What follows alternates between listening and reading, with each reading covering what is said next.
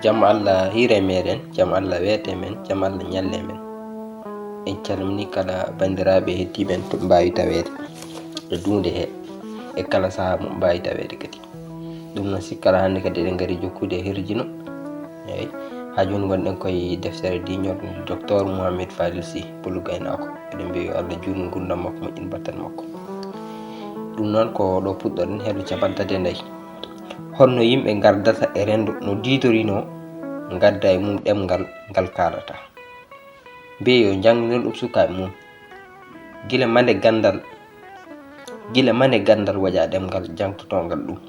Matini gandal ina tina godal ɗemɗe. Walla wona gandal jiɗaɗen sukaɓe ɓe janginten ɓe, jiɗanɗen ɓe ko yoɓe mbaw ɗemngal pawɗen e maɓɓe ngal. Yo ande ngati so tawi ko gandal jiɗanɗen ɓe, lowen ngal e ɗemɗe ɗe ɓe mbawi ɗe, janginen ɓe ko nden ɓe pamata ko yawi.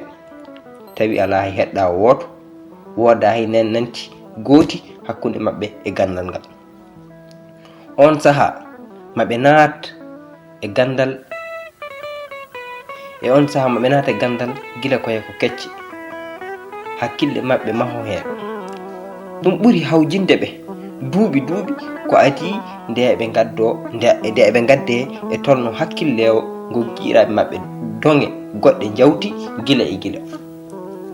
Ɗum haɗata so jiiɗi wawdeɓe ɗemɗe koɗe janginoydeɓe e mbaadi sawdidi.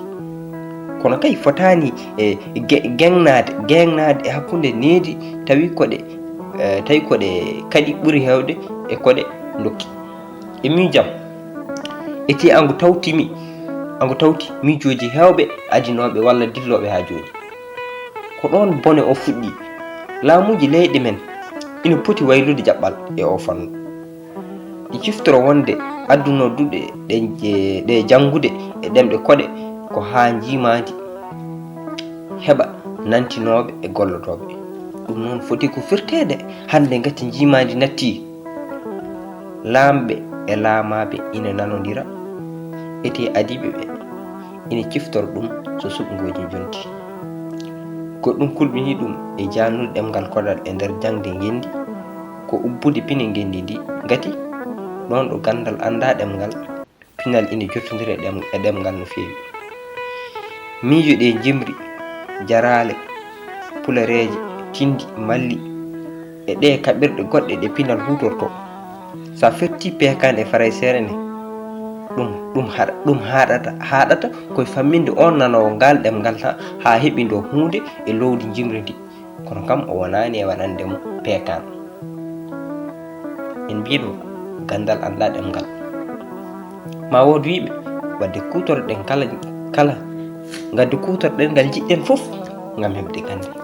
Hono ɓen ina jejjide ko adinde ɗemgal ina hutore ko ma ngal wawe ngal haale. Enen mbiɗen ko ɗum leltere. Ngati cukalel Europe fuɗɗoto jangude gandin ngel Afrique ngel nana haɓa e wawde ɗemgal janngirgal gandin. To batte am nde fijirde ina foti fusede hankadi natanen juɓɓudi daridi wawdi gollade gande. Sukaɓe foti janginede ko wawde maade gande, ko wona tan hollede gande mahade. Hakkille cukalel ko ma jarri be dilline ko ɗum mahata ɗum, kono wona tan lowede no banda nanguitteɗo ni. Wawde miijo ɓuri jojjude e huñade defte. Mi wiyani ala ko foti renede, kono mbimi koko jojji ko wawde miijo hisgo, ko ɗum yoltata hujjaji. Hewiɗo hoore huñide addi saɗede mum e hoore harallere ngam ñawdande ɗum.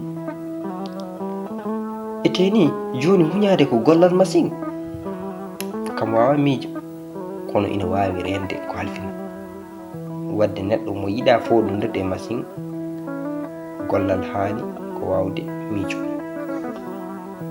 Ɗum foof ko wiide ngam mbawen janginde sukaɓe mbawka maadi gandal ko maɓe gona yewtidiɓe faamoɓe ko haalate ko. Ete eɓe goɗɗi wonde ɗum ɗon ɗo ɓe mbawa ɗemgal kal ɓe kalategal.